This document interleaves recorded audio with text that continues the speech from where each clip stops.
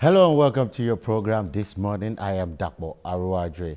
It is the eve of Nigeria's Independence Day, the 55th Independence Anniversary comes up tomorrow, which and tomorrow already has been declared a public holiday. But activities to celebrate this day kicked off on Sunday with an interdenominational service at the National Christian Center in Abuja, and will end with a special Jumat service on Friday at Central Mosque, Abuja.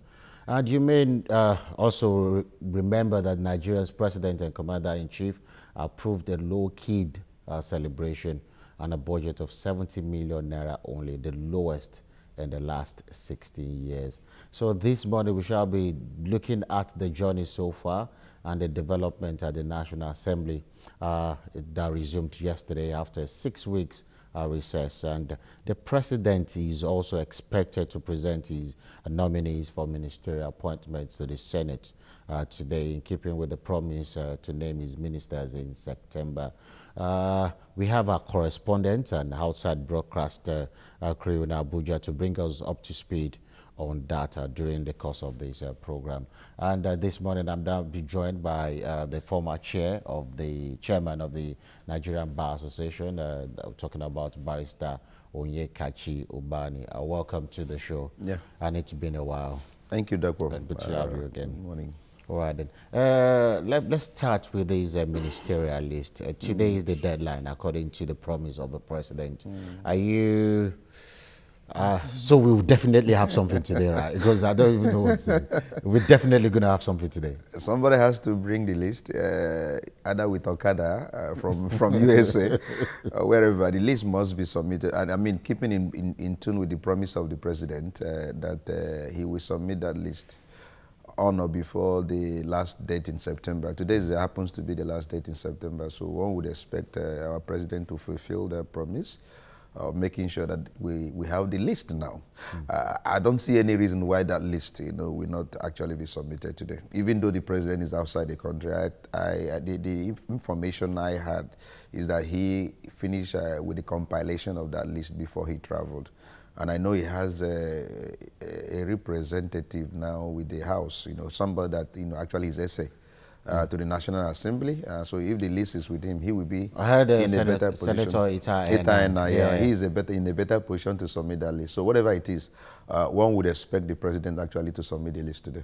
Okay, and that's going to be like a super gift for us tomorrow. October yes, 1st, that will be, of course, engage discussions tomorrow, because the names that will be in that list, will be very instrumental as to some of us having an idea whether this government actually will succeed or not, because he needs the right caliber of men and women to work with, and the money determines the day. If you come up with lists, that, you look at it, the names on the list, are names that you can really vouch for, people who know the onions, people who understand this country, who are very patriotic, who are there for service. Of course, they will help the president in actualizing his ambition, and there will be service delivery, in tandem with what all of us have been expecting, because we have voted for change. And so we want change in all ramifications, and we want to see it, being reflected with the now constitution of the cabinet. I mean, the president has taken time to really do the groundwork. And so when a plane takes off, it gathers momentum, and then, when it's on the sky, the movement is different from when it's taken off or when it's landing. Now the president has actually taken off. We need proper, speed in order to actually cover ground. There are a lot of lost ground. The people are waiting for good governance. We want to see economic recovery. The economics is very key. Yeah, politics is okay, but I tell you that the most important aspect in governance is economy. And looking at how far we've gone, how far the nation has gone, 55 years, we shouldn't be here, right? No, where we are is where we're not supposed to be. We're in a wrong place, actually. We're in a wrong place. If you take our time to look at the history of other nations that we all started together, I mean, where they are, they are far ahead. Where we are crawling as a nation. And so if we now say, look, let's depart from this old structure and, build a solid foundation of nationhood, and then, have people that will work for this nation, and everything we have to think is about Nigeria. This is the time for that beginning. And I think it is better late than never. Even though we have wasted so many years. But I tell you, it is better we start now, reclaiming this nation and then build on a stronger foundation and let others begin to build. That is how other nations have succeeded in doing that. I passed through Dubai, and I read a book written by the present ruler of Dubai, My Vision. And I in his thought, he said, yeah, I don't believe in imitation, even though some of us now will still be talking about imitating what developed nations are doing. He said, yeah, I don't believe in imitation. If a white man has done this, what do I do to improve what the white man has done? And I saw it in the airport. If you pass through Dubai airport, you see the innovations there. I know. That these are beyond what the white man, maybe the white men have done this, but they now added things that, make you know that these guys are thinkers. They said they are connecting the world. They are connecting the world. You need to pass through that particular distance. And they are not richer than Nigeria. I know. They don't have more oil than we have. I know. Or whatever they have, we have, we've been there before them. They started in 1971. Dubai, UAE, yes. So we started in 1960.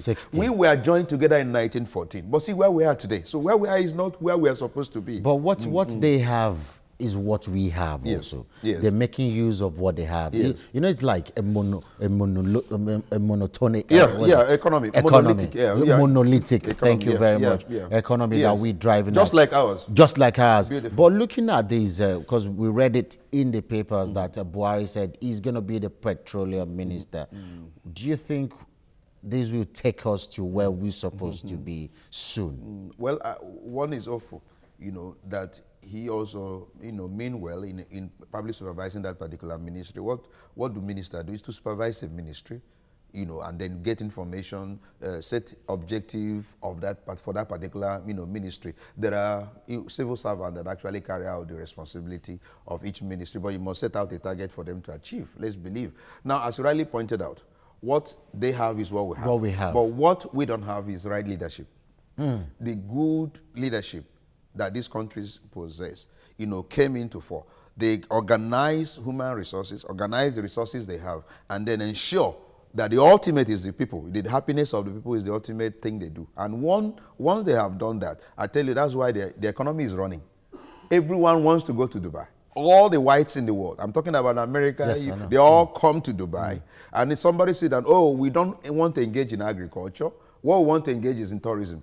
But we want to make it easier for people to come in and buy things and live and then generate so much in the economy. And that is what is going on today. So much economic activities is going on in that particular and even apart from that, even from the sky in the plane, when you look down on Dubai, this is a planned country. I entered in the night.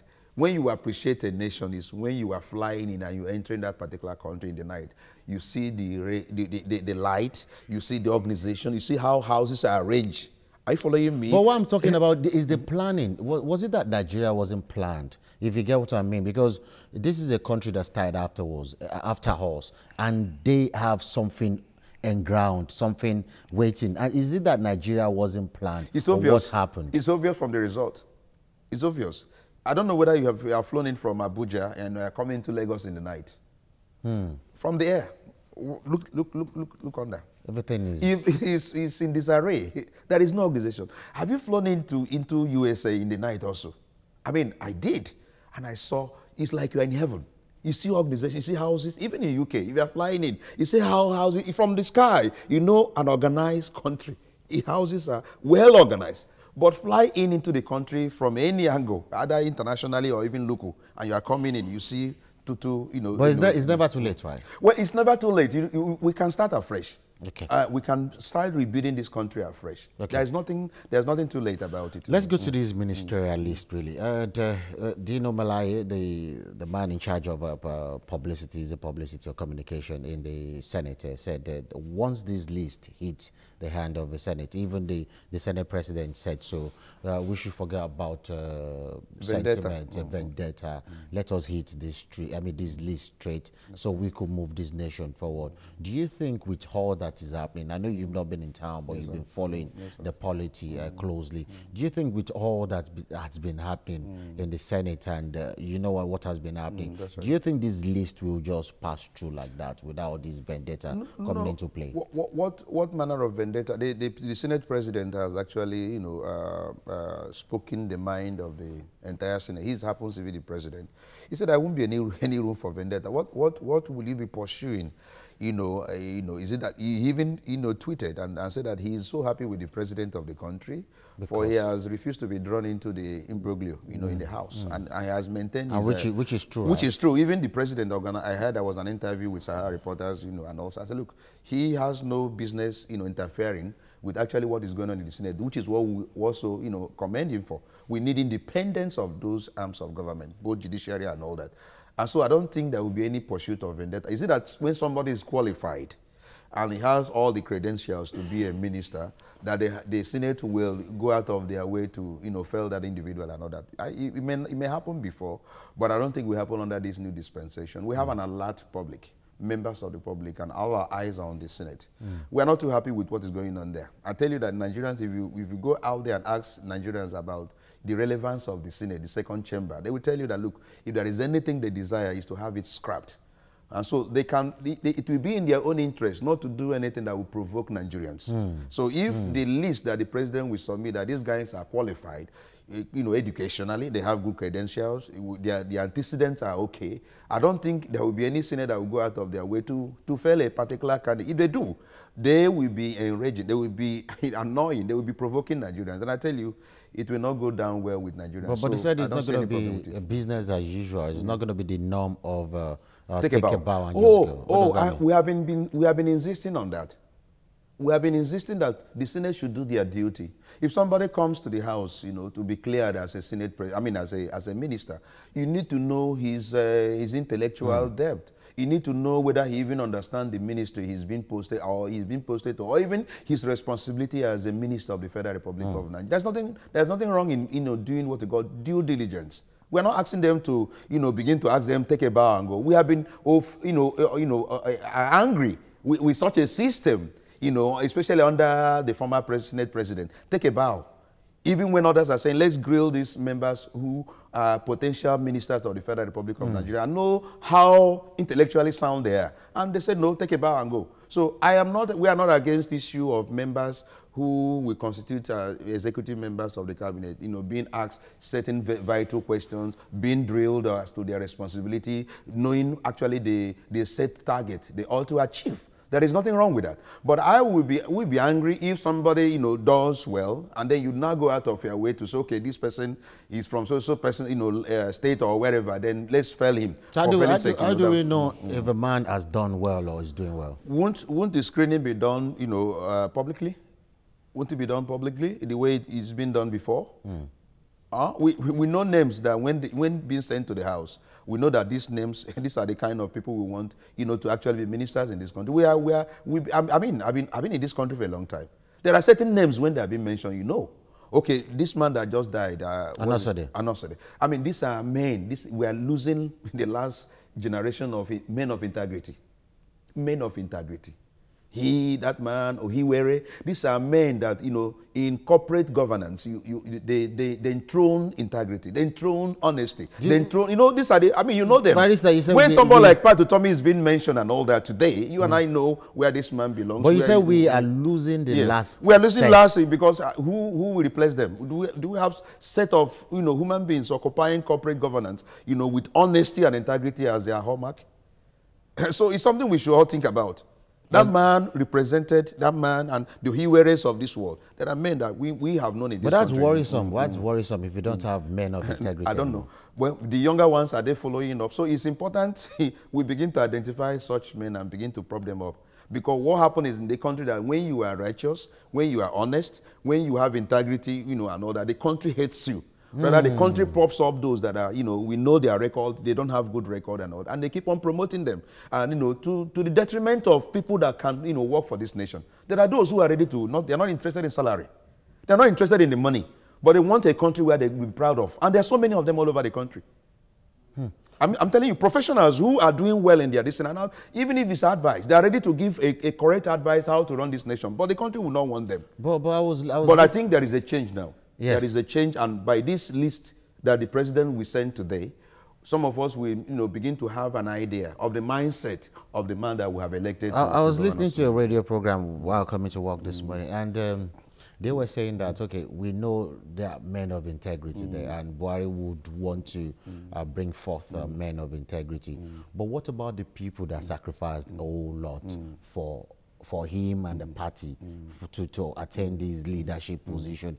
Will they be forgotten? And some of them don't even have that much of integrity we're talking about. No, for Buhari, if he really wants to be on the side of the people, he has to be careful in the selection of the men and women that will actually work with him.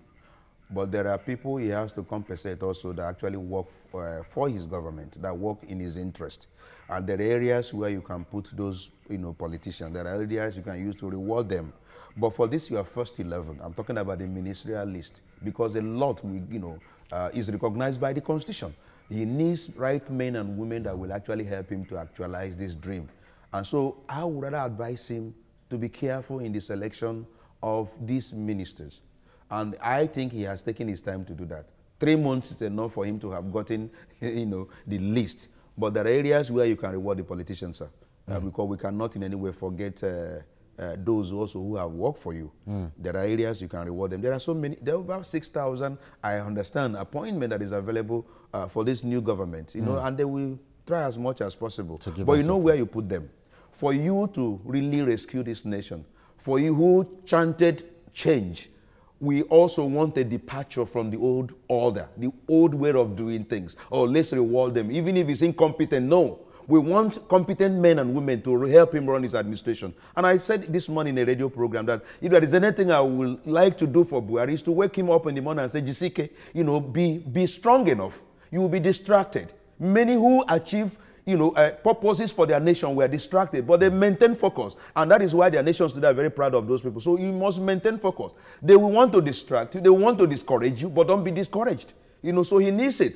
He needs to make the right selection of men and women to help him. But if he does it wrong now, then he will be in problem for the next 4 years. But God help him. God help him. A lot happened yesterday during the plenary session at the Senate, rowdy session. A little bit of rowdiness that happened yesterday. Let's get a better picture of what transpired yesterday and take a listen to this report by our correspondent. President Muhammadu Buhari, in a letter to the Senate, says the $200 million loan is the third tranche of the $600 million World Bank development loan approved for Lagos State back in the year 2010. I refer to the above subject and requires approval for a Development Policy Operation, DPO, budget support of $200 million to Lagos State from the World Bank.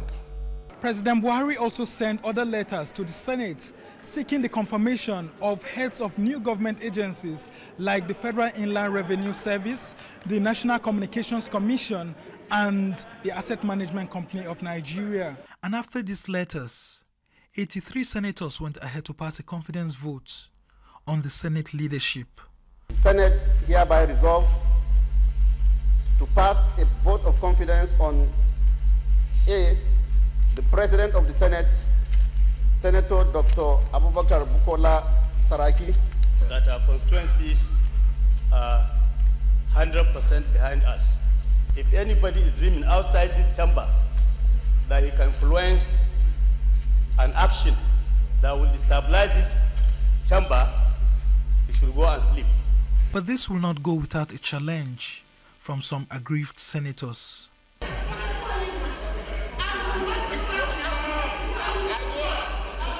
This senator complained that the idea of confidence vote shouldn't have arisen, with the Senate leadership being challenged in various courts.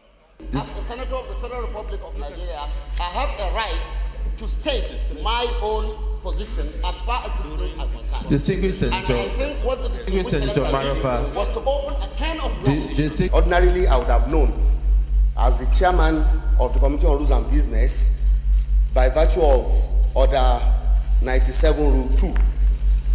But since it came under a matter of urgent public importance, Under Order 42 and I believe Order 52, I wouldn't know. And I don't know. And I don't know that my name is on it. I wish to move, Mr. President, that my name is struck. All right. After the shouting match, the Senate resumed plenary to continue its official business amidst the tension. Somna Sambu, TVC News, Abuja. So welcome back, Barrister Bani. So what transpired? 84 initially senators passed a vote of confidence, but Senator Mowurare came up to say his name was there out of his consent.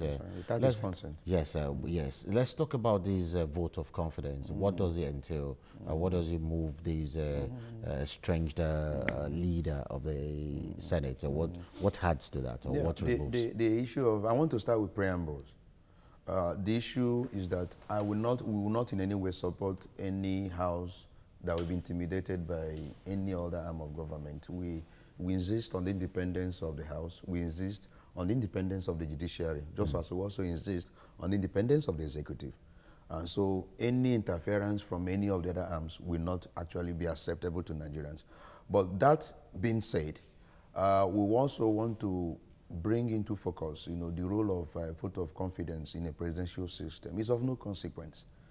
It's a different ballgame if it is under parliamentary system of governance. You can't pass a vote of confidence on the members of that parliament in order to ensure that their continued existence. But in our democracy and the brand that we are practicing, issue of vote of confidence on the Senate has no relevance, especially if that person has any criminal charges against him. The judiciary is clearly independent to carry out their responsibility. In fact, in our criminal adjudication, it is adversarial. It is not, in any way accusatorial.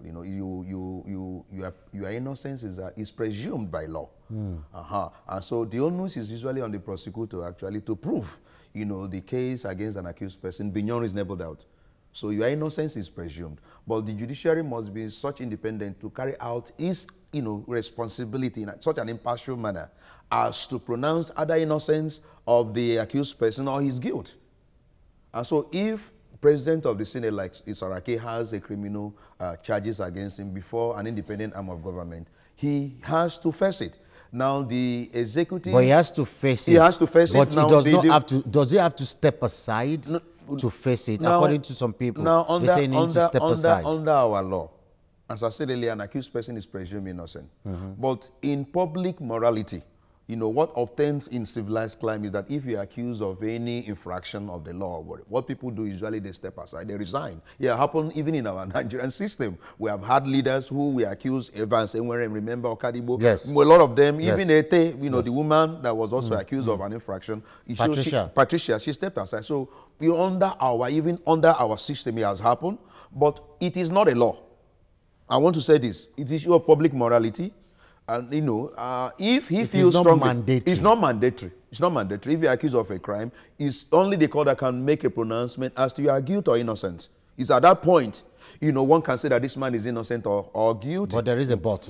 There is a but. So under morality, public morality, what people actually do is that if they're accused and they have, morality and say, look, over this, I want my name to be cleared. I am innocent of this or this. Let me step aside for the meantime. It happens all over, but it doesn't happen so much here. So for him, vote of confidence has no relevance, as I said earlier, under our political lexicon. It can only be a level of comfort for him that he may not be under threat of impeachment by the members of the Senate. Is that what it looks like? That's what it looks like now. They are telling, look, because the majority. They are 83 members clearly in the majority. They are telling him that for now, 109. we have nothing against you.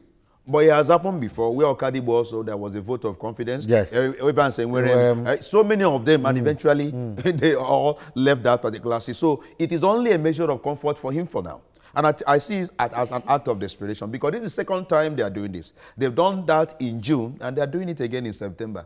What is all that for? Vote of confidence. You don't want to remove him, quite no problem. Let him remain there. But the criminal charges he has to face it. He has to clear his name there. The prosecutor must produce his evidence against him. If there is no evidence against him, he can also take up an issue against those who have accused him in a civil matter. But for now, he has to clear his name there. Now, issue of selective job, I have heard a lot of things, witch hunting and all that. Too bad. He happens to be a member of APC. Very exciting about it. Oh, but and a member of APC that has fallen, you know, out with his political party. Too bad. But the point is he culpable? The allegation against him, is there any ingredient of offense, enshrined in that particular allegation? If it is, for the first time, can we use Saraki as an example that our leaders must follow process, be tried for any criminal charge, and there will be a conclusion? If it truly is. Now, I'm saying to conclusion means his innocence will be pronounced if he's innocent. His guilt, will be pronounced if he's guilty. Can we end this process? Because judiciary under this dispensation is under trial. Will they use judiciary to scuttle the trial before CCT? Nigerians are watching. Everything that is playing out, is for our own glory as a nation. For the first time, we saw somebody in that position taken to the dock, take a plea, I am not guilty. So let the process now start. And let his innocence be pronounced, or let his guilt, be pronounced. That is all some of us are interested in. Okay. We are not interested in this issue of that is selective justice and all that. Fine, if it's selective justice, anytime the other set of people come into power, let them try their own selective. But justice. By that method, we will reduce the number of yam eaters in the system. By that method of this selective justice, since we cannot guarantee wholesale justice in the country, because of the system that we operate in, can we maybe begin to use this selective justice and begin to reduce one after the other the number of yam eaters in the system? But initially, when you started, you said you are not of you have the school that says okay, no interference with it. Do you think there is one happening? Well, that is the allegation. That is the allegation. But I am saying that the judiciary that is trying Saraki now is different from the executive. Are you following me? And I would not want any interference from any of the arms against one another. I want the executive to be very independent and very free and don't interfere with the judiciary. So far, is that what we're saying? To me, I want, even though it's unfortunate that Saraki now happens to be the fall guy in this scenario, because according to him, he is now the Senate president. That is why the only reason why he's being tried. The only thing we Nigerians are interested is not that storyline he's telling to us. We are only interested that our leaders must be held accountable. Irrespective of whosoever. Whether it is any person at all, including those that help the president to come into power. If there is any allegation against them tomorrow, we want it to end in conclusion. That's what some of us are insisting, not on issue that is Saraki now. We want it to involve every other person that has any matter before any court. Definitely we have more to talk about. That's right. That's after this short break. Do stay with us, please.